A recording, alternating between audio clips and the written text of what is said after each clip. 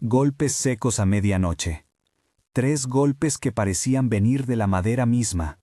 Leonor pegó la espalda a la puerta como si pudiera fundirse con ella y dejar de sentir el frío que subía por el bosque de olvido donde su casa se aferraba desde que Rodrigo la había levantado con manos torpes y promesas gastadas. Afuera, una voz que ella conocía demasiado bien, la de Esteban Carreño, reclamaba lo que según él le pertenecía. Dentro, sus hijos respiraban en 3 ritmos. Daniela, que dormía con el ceño fruncido como si siempre estuviera contando números. Mateo, que aún se dejaba mecer por pesadillas de fuego. Rocío, pequeña y caliente como un pan recién hecho. Y Leonor sintió que el mundo entero era, en ese instante, la arcilla de su cuerpo moldeada para protegerlos. Recordó el funeral de Rodrigo en un latido. La lluvia que lo había lavado como si el cielo entendiera la pérdida, las manos del hombre fallecido que aún parecía sostener la casa en la memoria de la madera. Rodrigo le había enseñado a coser el bolsillo de la mochila, a esconder el pan en el bolsillo más profundo para que pareciera poco.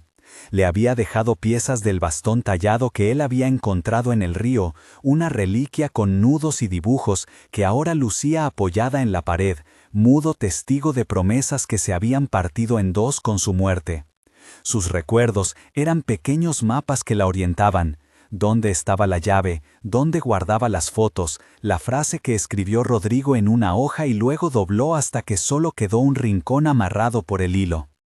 «No saldremos con nada», susurró, como una oración privada. Empezó a recoger en silencio, una manta raída, 3 mudas de ropa, la foto vieja de Rodrigo con una sonrisa que le parecía un reproche o una bendición, según cómo la sujetara.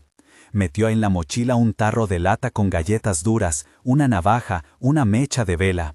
Ató la mochila con cuidado y pasó los dedos por el bolsillo donde Rodrigo había escondido algo sin decirle qué. Lo tocaría luego, cuando la noche estuviera lejos. A las 3 de la madrugada, cuando la niebla parecía un colchón alrededor de la aldea, cerró la puerta sin un adiós audible. Los golpes cesaron como si alguien los hubiera apagado a distancia. Salieron por la ventana trasera, Daniela primero, con la sombra decidida de quien arrastra a los demás, Mateo, con los ojos enormes como lunas, Rocío acurrucada contra Leonor, una almohada humana. Caminaron entre los pinos en silencio, siguiendo un rastro que conocían desde siempre, un sendero de piedras agradecidas y raíces que agarraban sus botas como si quisieran retenerlos. La casa quedó atrás con su luz apagada y la forma hueca de la vida que habían sido hasta entonces. No hubo tiempo para miedo racional, solo un músculo que latía, proteger a los suyos. Cada crujido en el bosque era una posibilidad, un perro, un cuervo, la bota de Carreño, y cada sombra se disputaba un nombre que Leonor no quería pronunciar. Respiró el olor del pino húmedo, que olía limpio y antiguo, y sintió por un momento la claridad que da el frío, pensar con las manos y no con el pánico. Caminaron hasta que las botas se llenaron de barro, y el hambre hizo una mosca en sus tripas. El bosque se abrió en una vaguada donde se divisaba humo, una chimenea lejana. Al ver la luz, los hijos cerraron los ojos un segundo, como si se permitieran creer en calor humano otra vez. Aquello que al llegar parecía un milagro, un fuego, humo, voces, fue una trampa tejida con la misma urgencia que la gravilla del camino. La aldea se levantaba con tejados bajos y cercos de madera, pequeñas casas encogidas alrededor de una plaza que olía a leña y algo más indefinible que rozó la garganta de Leonor. La gente los vio llegar y guardó silencio con ojos que se clavaban como agujas tibias. Una mujer alargó una mano primero, luego otras siguieron. Les ofrecieron comida, una cama, un lugar donde secar el barro. Fueron conducidos a una choza y por unas horas la tensión se sostuvo con la promesa de sopa y mantas. Daniela comió despacio, como si temiera que cada cucharada fuera una cuenta a pagar. Mateo se durmió con la cabeza sobre las rodillas de su madre. Rocío se pegó a Leonor como si su alma fuera un collar. La primera noche en la aldea pareció salvarlos de la nada. Había música suave, un tambor que marcaba el latido de una comunidad que albergaba. Y sin embargo, Leonor notó la diferencia más precisa. El silencio después de la música. Las miradas no se rompían con una sonrisa, se quedaban fijas, como si midieran algo que no querían decir. En las paredes de la choza colgaban objetos que la esperaban con la frialdad de ser útiles. Huesos limpios en hileras, colgaduras con pequeños dibujos que parecían flechas hacia adentro. Un bastón similar al tallado por Rodrigo, pero con vetas que le hablaban de otro idioma. Al principio Leonor lo atribuyó al agotamiento, pero la sensación se arrastró por su nuca. Algo de la hospitalidad olía a puerta cerrada. La segunda mañana trajeron la verdad de forma lenta, como un barniz que se despega. La plaza amaneció con mesas dispuestas alrededor de un fuego central y la gente rodeándolas con reverencia. Una explanada se abrió como un teatro. Alguien colocó una pieza de carne sobre una piedra caliente. No hubo gritos, hubo un silencio respetuoso, como cuando se mira una fotografía de alguien que ya no está. Leonardo, un hombre que había guiado a Leonor la primera noche, habló con la calma medida del que conoce la costumbre y no la cuestiona. «Aquí honramos lo que nos sostiene», dijo, y las palabras se enrollaron en la plaza con la suavidad de una manta. Leonor vio a Daniela aprisionar las manos en el regazo. Los dedos de su hija eran pequeños palacios de decisión. Había aprendido a tomar la iniciativa en los rostros duros de la vida. La niña la miró con una certeza que la hizo tirar hacia atrás el pecho. «¿Nos quedamos aquí, mamá?», susurró. La pregunta no tenía la ingenuidad de un niño. Tenía el filo de quien sabe que una cama puede ser una jaula. Leonor se acercó a la ventana en la que se había escondido la noche anterior y recordó la promesa que tenía de Rodrigo. Todo lo que él había planeado para protegerlos. Sabía que Esteban Carreño tenía hombres y papeles, y que la tierra que les había robado no sería devuelta por buenos deseos. Sin brillo heroico, pensó en el costo. Si se quedaban, ¿qué pedían a cambio? Si se iban ahora, ¿qué les esperaba? No había respuesta fácil. Solo una certeza. El instinto de protección que le empezó en las rodillas y le subió hasta la garganta. Esa tarde, mientras los niños dormían la pesadez de quienes se han empachado de calor y recibimiento, Leonor se acercó a la mujer que parecía la encargada de la choza donde vivían. Se llamaba Amalia, aunque nadie la presentó con esa tranquilidad de las cosas seguras. Amalia tenía ojos que no se dejaban engañar por el humo. Su mano se movía con una torpeza que sugería haber sido usada para cavar más que para tejer. En el gesto de Amalia había algo que reconoció, la marca de quien ha perdido algo muy cercano y no ha aprendido aún cómo fingir que no le duele. Amalia le habló en voz baja, casi por debajo del tambor que marcaba la hora. «No es un buen lugar para quedarse, no cuando viniste de donde vienes», dijo. La frase fue una piedra lanzada al agua, y las ondas llegaron lejos. Aquí hay reglas que no son escritas en las puertas. Si no entras, te miran con desconfianza. Si entras, te conviertes en parte. Amalia señaló, sin tocar, hacia la plaza desde donde se oían voces entonando cantos que ya no parecían himnos, sino órdenes suaves. Leonor la miró con ojos abiertos de miedo y cálculo. «¿Y si nos vamos?», preguntó. Amalia la miró y algo pasó por su cara, remordimiento, resistencia, la resignación de quien lleva un ruido demasiado duro en el pecho. No puedes solo irte bajo la mirada de todos. Todo camino de vuelta tiene ojos. «Pero puedo ayudarte», dijo, y dejó la frase flotando como una cuerda. «Lo que te ofrezco es peligroso y te costará, pero si quieres, te enseño el ruido que hace la tierra antes de que hable». En la noche, mientras el resto dormía envuelto en mantas y el aroma a leña se prendía de nuevo, Amalia se acercó a la pared de la choza que daba a un pequeño patio. Con uñas que habían sido hechas para otra tarea, empezó a rascar la madera con un ritmo que Leonor entendió en su cuerpo. 3 golpes, como los que habían abierto su historia. Daniela, que había aprendido a escuchar los pasos del mundo, se incorporó. Mateo se despertó con el ruido y buscó con la mano la presencia de su madre. Rocío lloró en sueños. Amalia habló en voz muy baja, sus palabras comprimidas. En la noche de guardia, cuando el que vigila toque la ronda, habrá una ventana. No será grande, pero será suficiente. Leonor sintió que su pecho se estrechaba con la posibilidad, una puerta mínima que podía darles la distancia suficiente. «¿Y luego?», preguntó, con la voz que azuza la verdad. «Cavarás un túnel», respondió Amalia, «o consigues que otra persona lo haga. Tienes que estar lista a usar tus manos de madre para algo más que abrazar.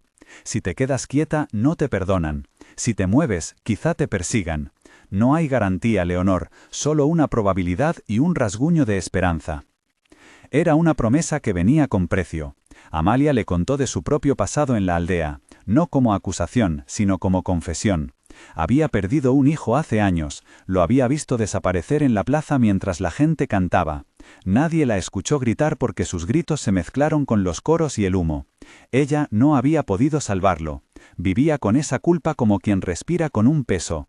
Y sin embargo, Amalia había logrado escapar una vez, y había vuelto, no para quedarse, sino para pagar una deuda con su propia conciencia.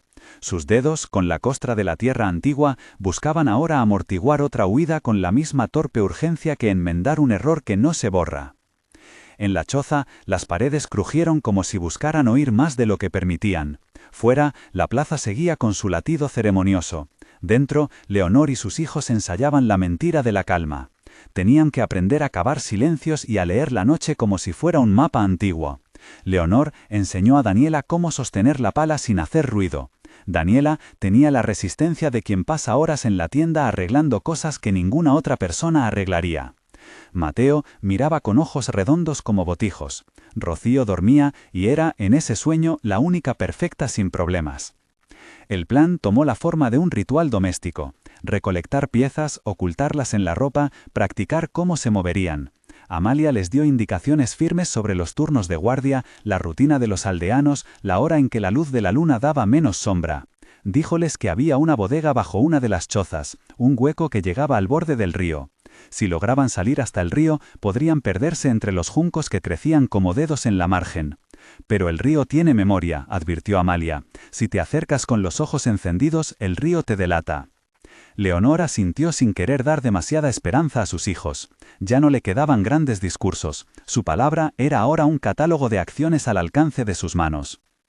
Por la noche, mientras las demás voces se acurrucaban al calor del fuego, Leonor y Daniela comenzaron el trabajo de excavar un hueco bajo la choza asignada a ellos. Usaron herramienta barata, un pedazo de metal encontrado en el granero, la cuchara de un viejo tarro, las manos endurecidas. Empezaron a palpar la tierra húmeda. Cada pellizco era una medida de su voluntad. Trabajaron en silencio, con respiraciones contenidas para no llamar la atención. El suelo olía a raíz y algo más, memoria de lo que se había enterrado antes. Leonard no dejaba de mirar la entrada por si alguien venía. El sonido de sus manos en la tierra era casi tan alto como los pasos en la distancia.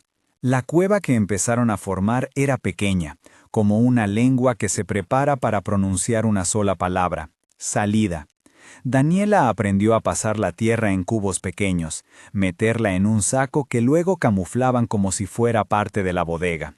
Mateo, cuando no dormía, les pasaba el agua y les ofrecía la poca comida que tenían. Rocío, que empezó a despertar en esa oscuridad, peinó el cabello de su madre con dedos distraídos como si estuviera haciendo un gesto mágico contra la tormenta. En una de esas noches, mientras la luna jugaba a esconderse detrás de nubes que daban la sensación de que algo más poderoso que la gente se reía, Amalia contó cómo había conseguido la información.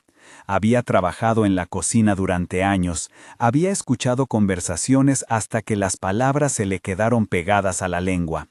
Conocía el horario de los toques, las 4 de la mañana y el tercer toque de la ronda que marcaba el cambio de guardia. Hay un sonido, dijo, que nadie espera. 3 toques sordos en la pared. Cuando eso ocurra, no digas nada. Respira y espera. Si alguien llama, contesta con el número de la madre, salvo si la madre es la que llama. Leonor, que había aprendido a entender los silencios de sus hijos, entendió lo que Amalia intentaba decir sin perder la ternura. Era un código simple y brutal. La aldea estaba organizada por el ruido y la obediencia, y cualquier desarmonía llamaba la atención. Por eso, la calma tenía que fingirse con tanta perfección como la mentira. La tierra empezó a ceder bajo sus manos después de horas de trabajo, una pequeña bóveda que les permitiría, si todo salía bien, deslizarse hacia el exterior. Durante las jornadas en las que la placa se hacía, Leonor hizo 2 cosas a la vez: cavar y recordar.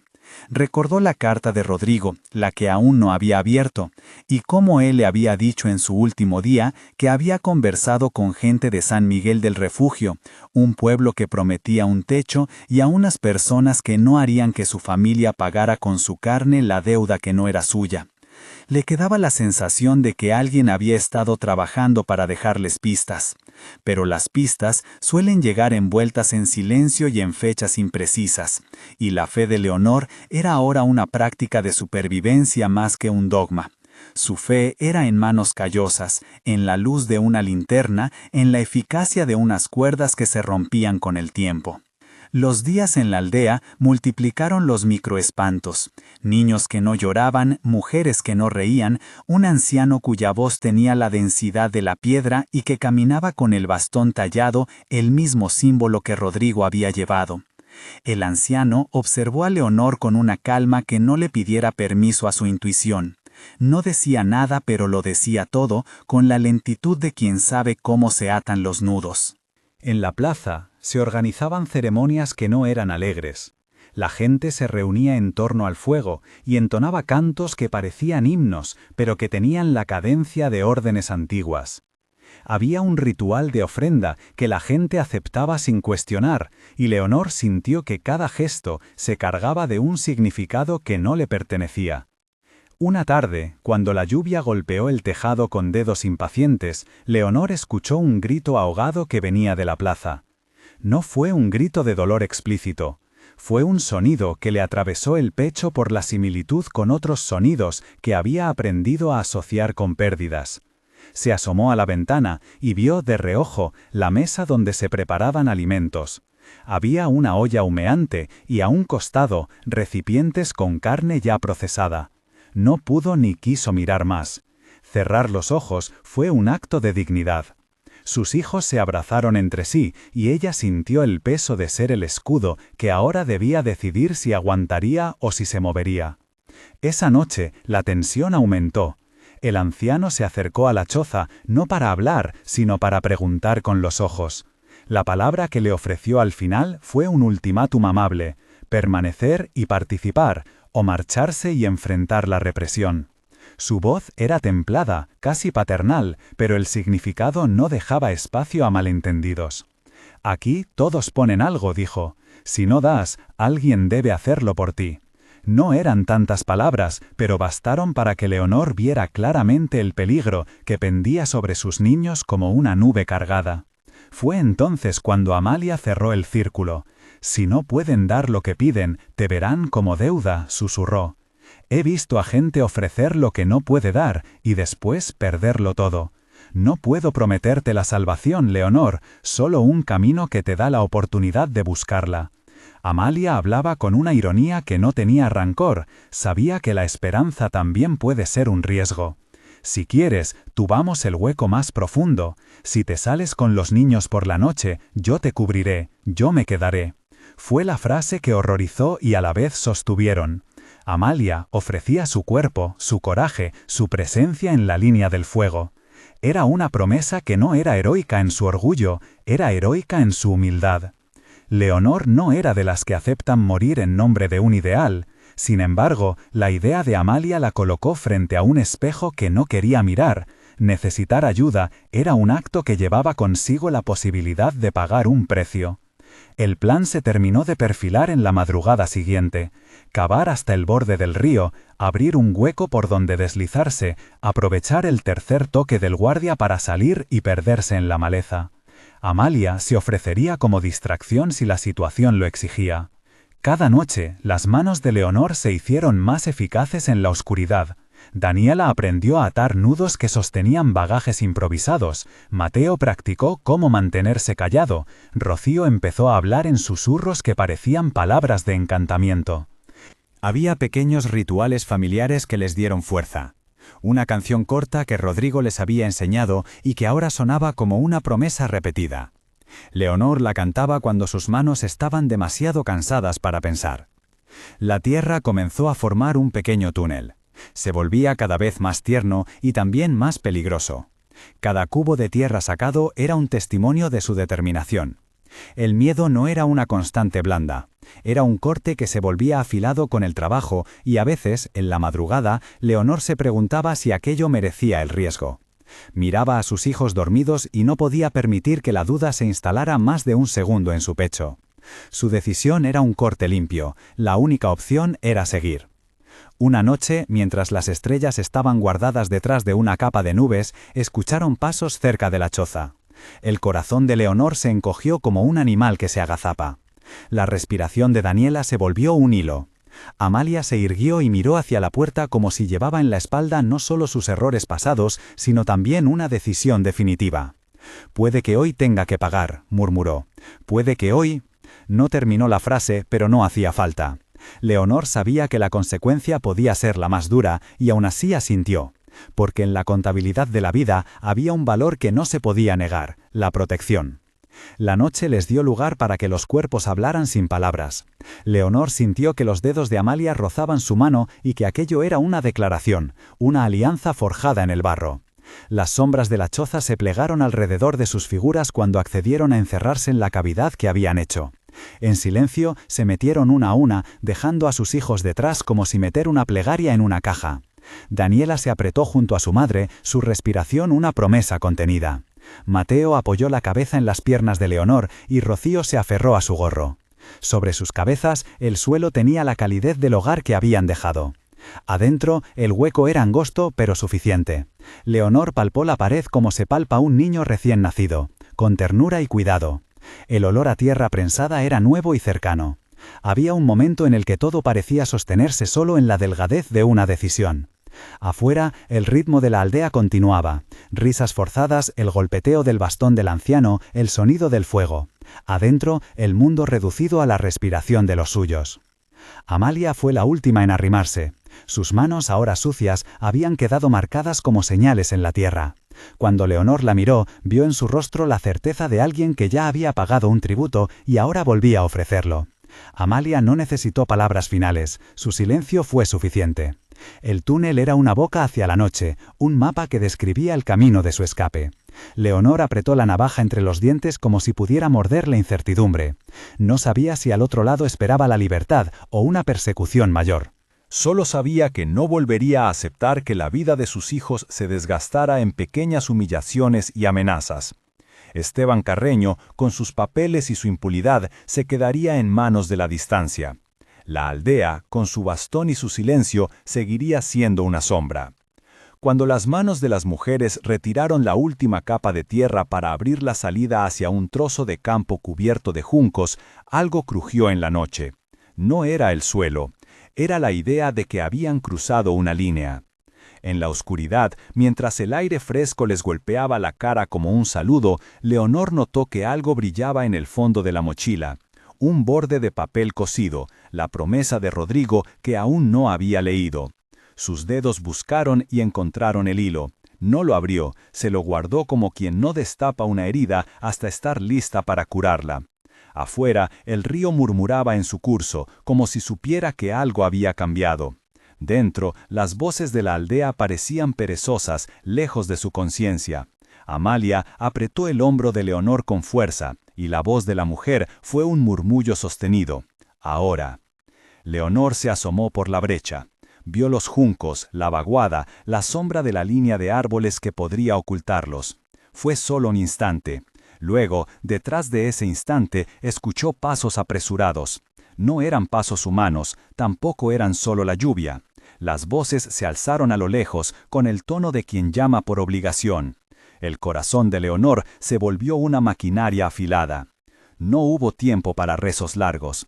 Afuera, la noche esperaba como una mano abierta. Adentro, la cueva cayó como si hubiese aprendido a estar callada. Leonor tomó la cabeza de su hijo mayor en las manos y le susurró una frase que ella misma no recordaría haber pronunciado más tarde. Acuérdate de que somos agua y calma, y cuando te encuentres perdido, di mi nombre. Daniela apretó los dientes y entró la primera. Apenas se habían deslizado cuando la brisa transportó un sonido que les cortó el aire. 3 golpes en la pared de la choza que era, a la vez, la piedra angular de su posible salida. Un tercer golpe. El latido en la tierra. La señal había llegado. Era el turno de la ronda. Los cuerpos de todas las vidas en la choza se tensaron como cuerdas. Leonor sintió un frío que no venía del río, sino de la certeza de que la aldea escucharía el silencio como si fuera una traición. Amalia tomó la delantera como quien abre una puerta hacia un abismo y no vuelve la vista atrás. Sus pasos hicieron un ruido que fue, sin embargo, el menor de los sonidos. Desde la plaza, voces llamaron y luego un grito que no tenían por qué entender. ¡Alerta!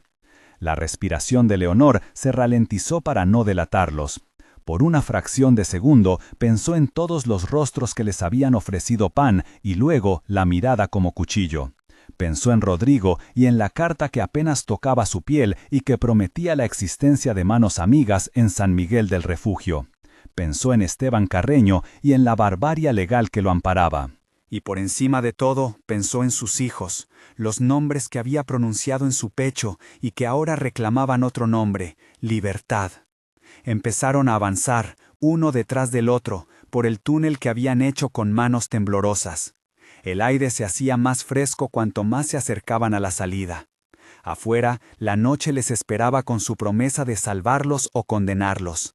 Sus manos tocaron la hierba fría y la niebla que subía del río los recibió como un manto. Fueron apenas unos segundos, pero pareció una eternidad. El plan estaba en movimiento. Amalia ya había cumplido su parte, había quedado atrás, expandiendo su figura como una sombra que desviaba la mirada. Ahora solo quedaba cruzar la línea del barro y perderse en la espesura. Fue entonces en el borde donde la maleza se cerraba cuando un sonido múltiple desgarró el aire. Perros que ladraban a la carrera, antorchas que se alzaban como llamas de justicia y una voz que gritó ¡Allí! El mundo se fracturó en dos, lo que pretendía ser la salvación y lo que podía ser el final.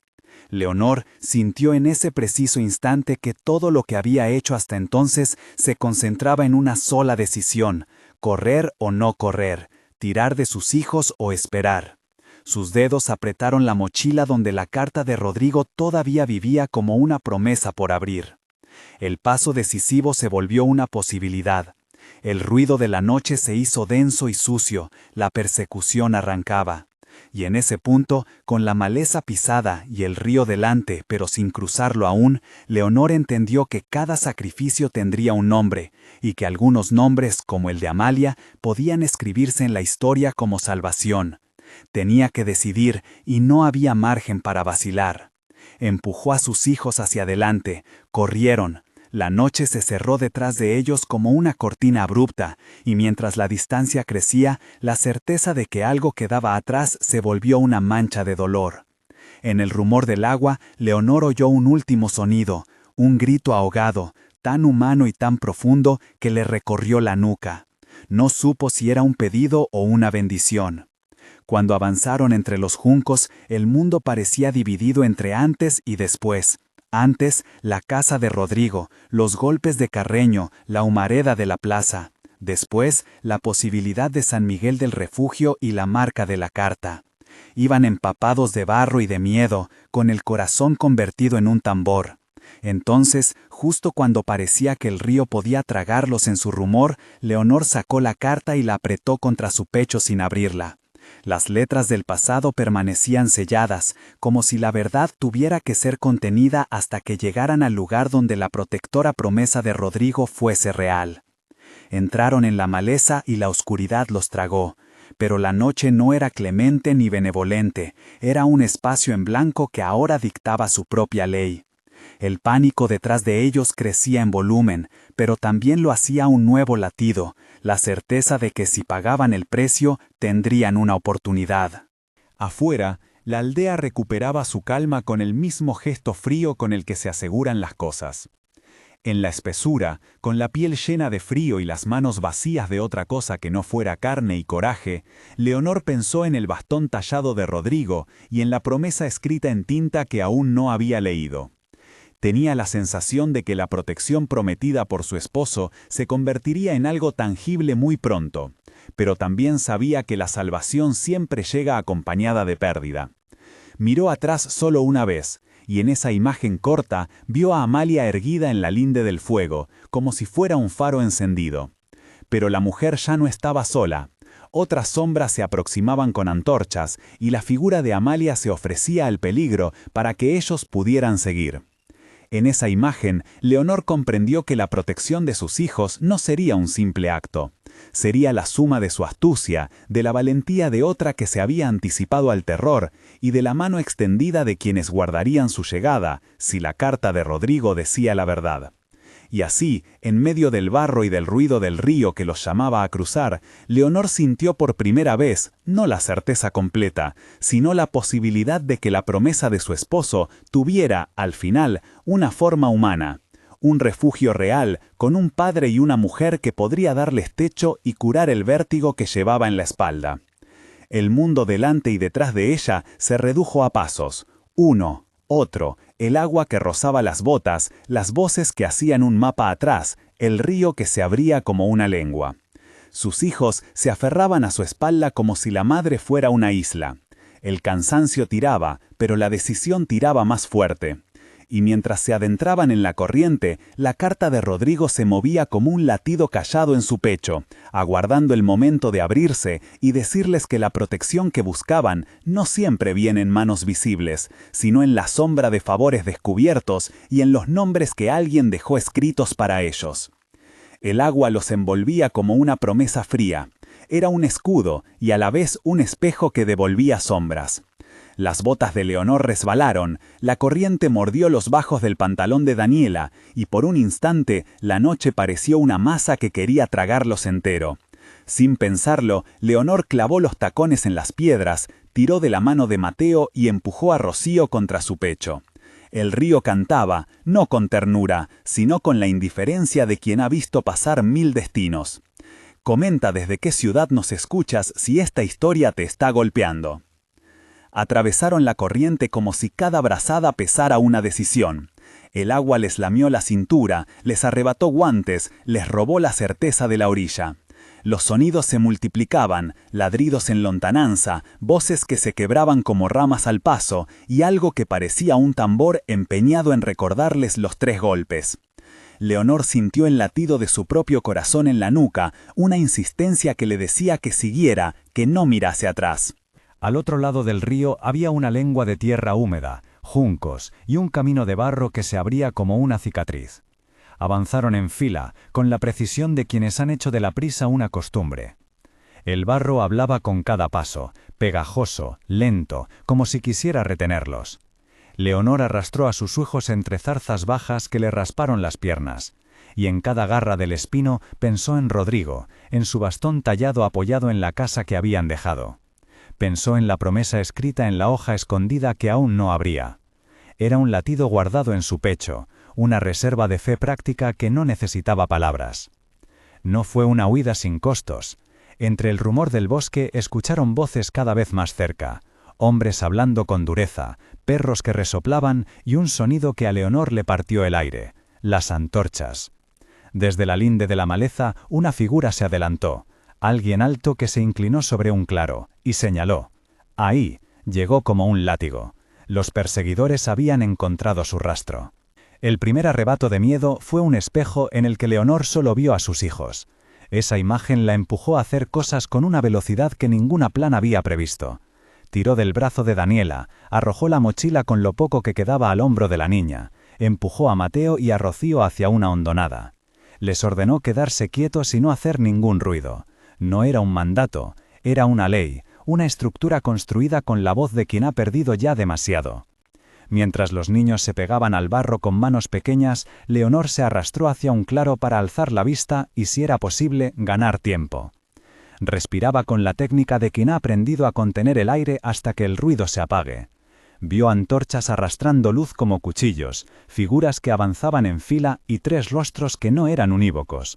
Hombres con rabia, hombres con órdenes. Sintió que cada rostro era la suma de los nombres que la habían empujado a huir, Esteban Carreño primero entre ellos, y eso le dio una furia contenida, una llama que no se podía apagar con corrientes. Entonces, como si el destino fuera una mano que reza en 2 direcciones, una sombra emergió por el borde del sendero para ofrecer otra posibilidad, Amalia. No la vio con claridad al principio. La vio por el gesto, su brazo levantado, la voz partida como una cuerda vieja, una señal que apuntaba a la maleza más densa. Amalia no gritó, solo hizo un ruido bajo que llamó la atención de los perseguidores, se dejó ver y luego desapareció en un movimiento que fue a la vez deliberado y sacrificial. En el primer segundo, Leonor pensó que Amalia se exponía para ganar tiempo.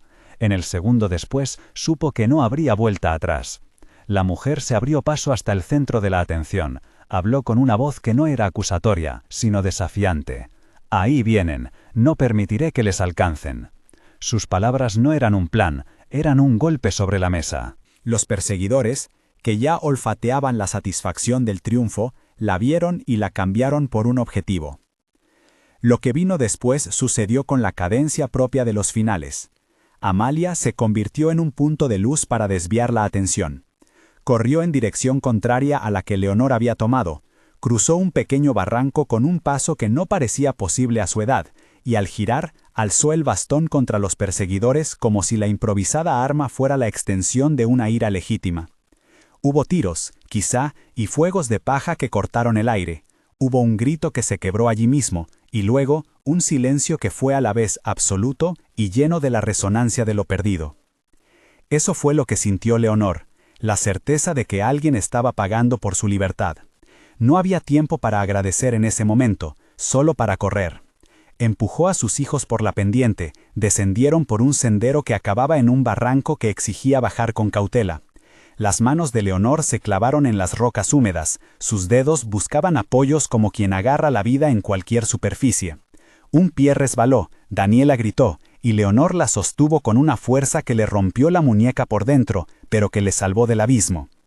La persecución se volvió más salvaje en el tramo final, perros que olfateaban sangre donde no había ninguna, hombres que maldecían la dificultad del terreno. En un punto, una antorcha se alzó y el fuego lamió la noche con su lengua naranja, delineando las figuras a contraluz. Amalia apareció una última vez, no como una heroína grandilocuente, sino como una mujer que había decidido poner un precio a la libertad de otro. Intervino con la furia de quien no se deja amedrentar y logró detener a los perseguidores, aunque a costa de su propia espalda. Recibió golpes, empujones. No hubo escenas de espectáculo, hubo un sonido de cuerpo que cae y la certeza húmeda de que algo irreparable había sucedido. Amalia, en esa gresca, quedó reducida a una forma que ya no podía continuar, y sin embargo, su sacrificio dibujó un hueco en el tiempo para que la familia de Leonor ganara distancia. Apenas alcanzaron a correr lo suficiente para poner una colina entre ellos y la antorcha, hubo otro desafío, un barranco con una pendiente que parecía no tener fin. El camino hacia San Miguel del Refugio no era un mapa trazado, era un conjunto de decisiones que se pegaban a la piel del viajero. Leonor bajó con un niño en la espalda y otro de la mano, con Rocío pegada al pecho como una llama. El barro trató de retenerlos, los arbustos les arañaron la cara, pero cada golpe de la noche era una cuenta menos en la deuda que cargaban con el miedo. Cuando por fin llegaron a un sendero de tierra que olía a pueblo, a cuerdas secas, a café rancio y a un humo menos amenazador, el cuerpo de Leonor no encontraba un compás. Había algo más que cansancio, una sensación extraña de desgarro por dentro, una mezcla de dolor y alivio que dejó sus rodillas temblando. Las manos le dolían por el esfuerzo. La mochila que había llevado hasta entonces parecía un relicario de supervivencia. La carta de Rodrigo latía en su pecho con la insistencia de una esperanza que ya se había ganado el derecho a existir. No bastaron milagros ahí. Llegar a San Miguel del Refugio fue una suma de piernas y rostros dispuestos a ofrecer algo más que una mirada. En el camino principal, una vieja casona con un jardincillo desprovisto de flores les ofreció una luz. Un hombre con sotana y manos grandes apareció en la puerta, el padre Antonio, con una calidez que no necesitó preguntar por su pasado para entender su presente. Junto a él estaba doña Mercedes, una mujer menuda, con un delantal que no conocía la palabra resignación. Sus ojos tenían la ternura de quien ha visto muchos cuerpos llegar sucios y los ha vuelto hogares con pan y palabras. «Venga, venga», dijo doña Mercedes, y su voz no fue reproche sino oficio. «Entren, se van a congelar». Leonor les entregó a sus hijos como quien deposita la herencia más preciosa. Daniela se dejó sostener por otros brazos. Mateo, con la ropa pegada al cuerpo, miró a su madre y sonrió con la precariedad de la alegría que se asoma tras haber huido de la noche. Rocío, acurrucada, seguía oliendo a río y a juncos. Leonor se quedó en la puerta, con el pulso desordenado, con la carta todavía sin abrir pegada al pecho como una cápsula. Había que ganar aliento antes de destapar lo que Rodrigo había dejado. Doña Mercedes les preparó un té con hojas gruesas que olían a tomillo y a hospitalidad. El padre Antonio les dio mantas viejas, una cama para los niños y un rincón en el que dormir mientras escuchaba la historia con la gravedad de quien sabe que en el dolor hay nombres que se cruzan con otros. Les preguntó poco, escuchó mucho, y en cada pausa encontró maneras de transformar el asombro en certezas prácticas, dónde curar heridas, qué decir a quien pregunta por su historia, a quién dirigirse si alguien quería ayudar. No todo fue acogida automática. El pueblo no era un ángel. Había recelos, personas que miraban con curiosidad y otras con la dureza de quien intuye que el peligro viene envuelto en cuerpos. Pero San Miguel del Refugio tenía otra cualidad. Conocía las historias y las devolvía en forma de ayuda. El padre Antonio habló con la calma de quien ha visto la fragilidad de la carne y la fuerza de la solidaridad. Propuso llamar a un médico, curar las heridas más urgentes y ofrecer un refugio temporal mientras se determinaba qué hacer. Doña Mercedes, que no sabía de leyes ni de papeles, sabía de manos que curan y dedos que tejen cobijas. Fue ella quien tejió la primera manta para Rocío y quien, con voz baja, dijo: «Tú no estás sola, niña, haremos que duermas». Fue en esa casa donde por fin Leonor desabrochó la carta que Rodrigo dejó cosida en la mochila.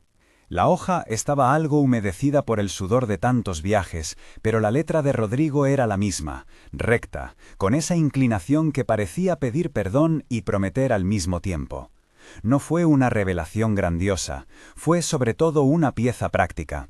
Rodrigo había previsto la posibilidad de que alguien quisiera expulsarlos, no por crueldad, sino por codicia, y había puesto en marcha contactos.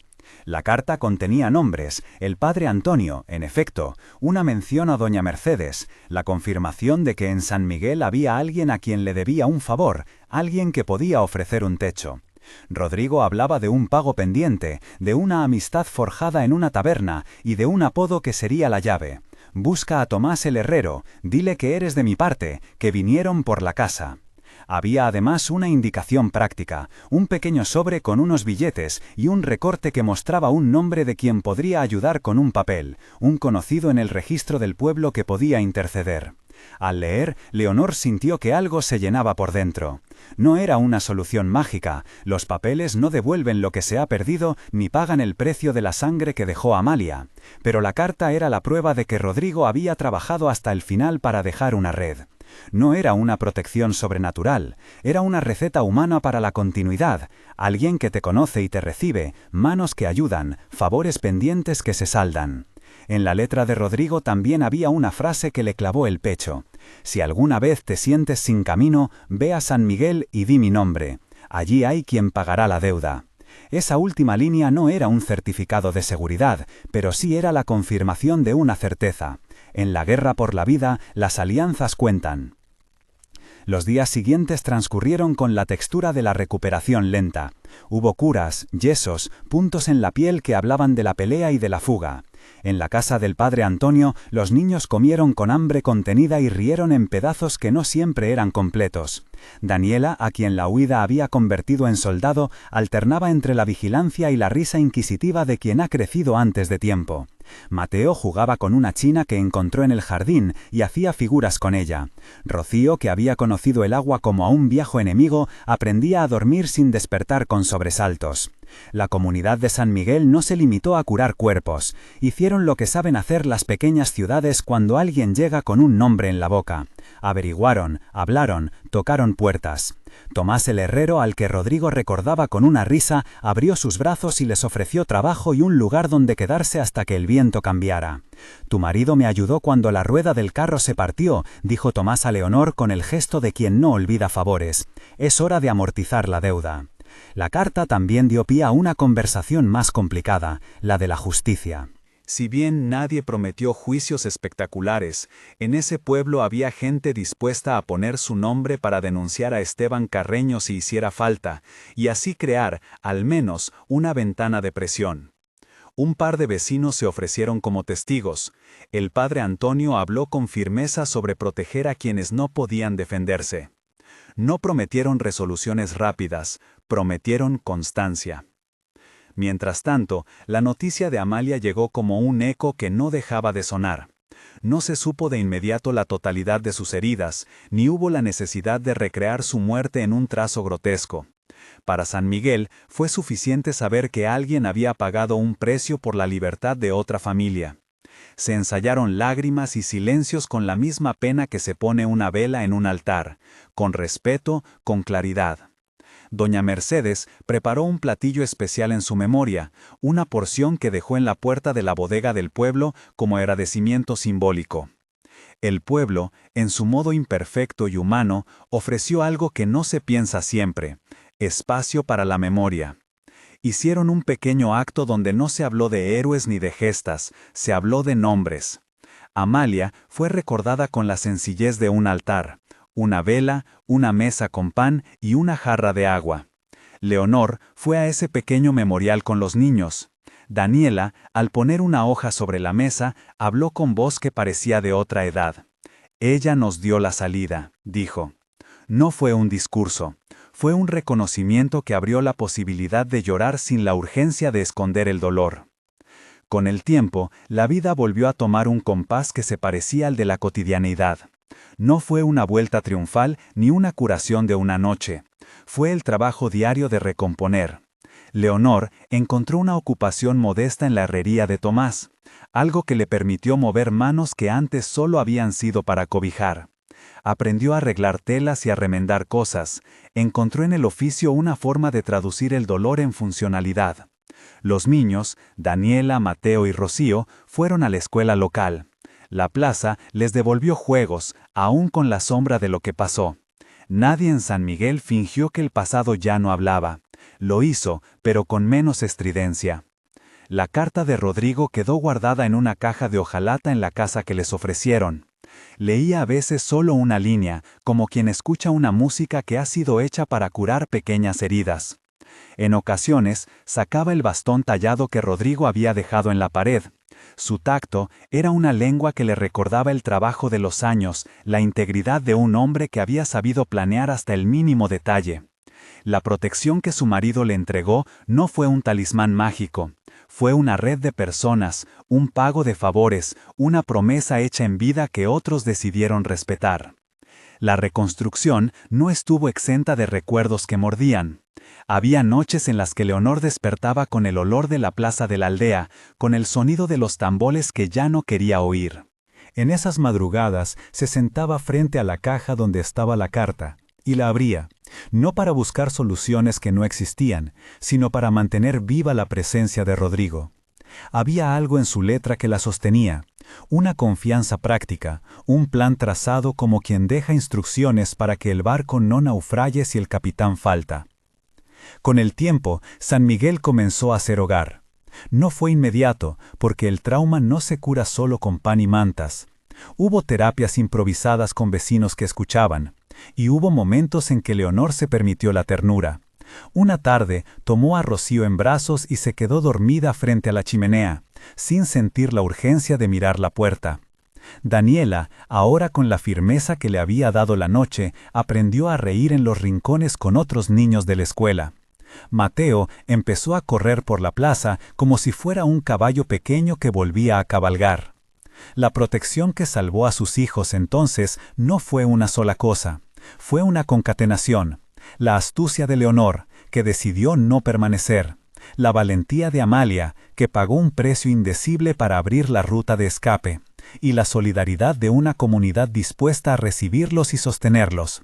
Cada una de esas piezas fue crucial. Cualquiera sola habría sido insuficiente. La carta de Rodrigo fue la linterna que alumbró uno de los caminos. El acto de Amalia fue la llave que dejó un hueco en el tiempo, y la gente de San Miguel fue el hogar que selló esa posibilidad. Pasaron meses. En alguna ocasión se presentaron representantes de la ley en el pueblo. No fue una sustitución de la justicia por la compasión, sino un intento de restablecer cierto equilibrio. Las palabras se dijeron con lentitud, denuncias, testimonios y el eco de la aldea donde habían vivido momentos terribles. Esteban Carreño quedó bajo la sombra de lo que había hecho, no en un acto de venganza popular, sino por el peso de las evidencias y la presión que los vecinos, con la ayuda del padre Antonio y de Tomás, empezaron a ejercer. No hubo un final cinematográfico para él. Hubo audiencias y papeles y al final la imposibilidad de sostener sus acciones con total impunidad. Eso, en la práctica, fue también una forma de protección para la familia. Un año después, en la plaza de San Miguel, se celebró una pequeña ceremonia. No fue una celebración exuberante, fue un acto contenido que miró hacia adelante sin negar lo vivido. El padre Antonio habló de la solidaridad como templanza, doña Mercedes repartió pan, y hubo una mención discreta a Amalia. Leonor, con la carta de Rodrigo en la mano, se acercó al lugar donde habían colocado una pequeña placa en memoria de quienes habían ayudado. No buscó aplausos, solo dejó caer unas palabras que fueron un puente entre los que se habían ido y los que se quedaban. Lo que nos salvó, dijo, con la voz que ahora no temblaba como antes, fue que algunas manos decidieron pagar por nosotros. No por nosotros, sino por lo que somos, gente que quiere seguir viviendo. Y eso no lo pagó un solo hombre, lo pagó una comunidad, una amiga que dio todo, y el amor de quien siempre pensó en dejar una puerta abierta. Los niños jugaron alrededor, ahora con la presencia tranquila de quienes saben que una noche dura ya queda atrás. Daniela, que había aprendido a ser cuidadora, organizó una pequeña comitiva infantil que repartía flores en memoria de Amalia. Mateo colocó una piedra pintada en la placa y dijo, con la lógica simple de un niño: «Ella fue buena». Rocío, con sus rizos al viento, subió la escalera de la fuente y echó una moneda por deseo, los ojos brillándole de algo que era esperanza pura. Si alguien preguntaba qué significaba el final de aquella historia, Aldea Prohibida, la asombrosa huida de una madre soltera y la protección de sus hijos fue, la respuesta no cabía en una frase corta. La protección fue una red, la astucia de una madre, la valentía de quien pagó el precio por la libertad ajena, y la compasión de una comunidad que entendió que cuidar a los demás también es cuidar a uno mismo. Fue la suma de actos pequeños y grandes que terminaron por construir un refugio que no necesitó ser perfecto para ser real. En la intimidad de su nueva casa, Leonor guardaba la carta de Rodrigo junto a una fotografía. Él sonreía, con esa sonrisa que ahora se había vuelto misterio, y el bastón tallado, apoyado en la pared como un testigo que ya no necesitaba hablar. Había noches en que entraba en el cuarto de los niños y los veía dormir. Daniela estaba estirada como si fuera una muchacha que ya no necesitara sostener el mundo con la nuca. Mateo roncaba bajito y Rocío apretaba un muñeco que, alguna vez, había sido un pedazo de tela mal cocida. Leonor se acercaba, les abrazaba y sentía que, aunque las marcas no se iban del todo, sí podían transformarse en algo que permitiera la vida. Y así, la historia encontró su compás final, no en un clímax de violencia, sino en la calma que se consigue cuando la gente decide sostenerse. Hubo pérdidas, sí, hubo dolor que dejó cicatrices que no se borran, pero había también una promesa cumplida. Rodrigo había dejado una vía, Amalia la había abierto con su cuerpo y la comunidad la había sostenido. Era un final que no disolvía la memoria, sino que la honraba, con una placa en la plaza, con pan compartido, con el nombramiento de una pequeña senda en el monte como Camino de la Amistad, donde los niños del pueblo iban a correr y a imaginar que nada malo podía tocarlos. Antes de cerrar, Leonor fue al lugar donde habían colocado la placa por Amalia. Se quedó un rato en silencio, apoyada en el bastón tallado que por costumbre llevaba a la mano en ciertos paseos, y dejó caer una flor sobre la piedra. No hubo palabras grandes. Con la voz cercana a la de un susurro, dijo lo que había aprendido. Gracias, gracias por hacer lo que hiciste, gracias por dejarnos seguir. Esa fue la frase que cerró su círculo, no una frase de venganza, sino de reconocimiento. Porque en la suma de las cosas que les tocó pagar, también hubo reconocimiento para quien había salvado sus vidas. La protección de sus hijos fue, en definitiva, la conjunción de astucia, sacrificio y acogida. Fue una lección dura, que a veces la libertad se compra con precios impagables, y que las comunidades que sobreviven son aquellas que, al enfrentarse al horror, saben también construir refugios donde la vida pueda recomenzar. Si esta historia te ha llegado, si te ha movido, dale like y sigue el canal para más relatos como este. Nos vemos en la próxima historia.